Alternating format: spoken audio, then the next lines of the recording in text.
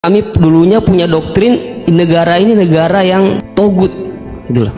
Negara kafir yang wajib untuk kita perangi, kita musuhi, dan orang-orang yang berkembang pokoknya kita basmilah sampai tegak negara ini, negara Islam versi kami saat itu.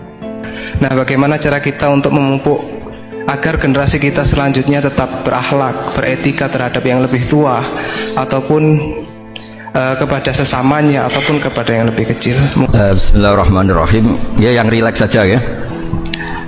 Saya pernah ketemu orang yang pakaiannya itu enggak, mungkin kalau orang syariat bilang enggak syar'i lah, pakai pakaian yang tidak syar'i, tapi dia muslimah, dia ke masjid. Saya ditanya sama seseorang, Gus, kok sama orang gitu mau bertemu gitu. Karena terus saya bilang, kenapa? Dia pakaiannya ada islami. Oke, dia tidak pakaian islami itu nyata, tapi dia ke masjid itu islami, tetap sholat itu islami. Ketika dia ingin sholat dan tetap sholatnya pakai takbir, pakai rukuk, pakai sujud itu islami.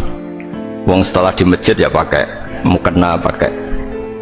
Kalau sama-sama nyata, Anda kan boleh ngingat sama-sama yang fakta. Dia punya kesalahan dalam berpakaian, dia punya kebenaran dalam sujud, dalam rukuk, dalam ibadah.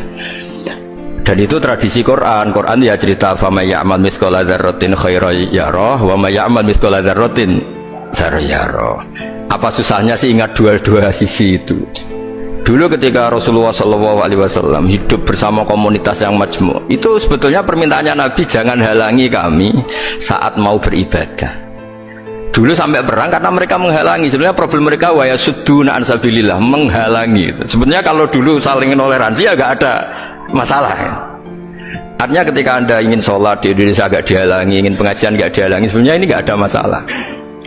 Nah, soal ada kebaikan ada keburukan ya mulai Nabi Adam sampai sekarang sampai kiamat, itu cara pandang. Jadi cara pandang kita terhadap orang lain itu harus hal-hal yang nyata. Kalau kesalahan mereka nyata, kebaikan mereka juga nyata. Kenapa kita hanya ingat sisi yang jelek, tidak ingat sisi yang baik? Saya sering cerita ke santri-santri saya, setiap saya pengajian diundang orang di mana-mana itu saya mesti istighfar. Karena gak ada pilihan. Saat saya datang ke pengajian di Sulawesi misalnya, saya tinggal ngaji di sini. Saat saya ngaji di sini, ninggal undangan yang di sana. Hidup itu tidak banyak pilihan, meninggalkan kebaikan, melakukan kebaikan. Artinya gini, dalam kebaikan saja ada kebaikan yang ditinggalkan. Apalagi dalam kejelekan.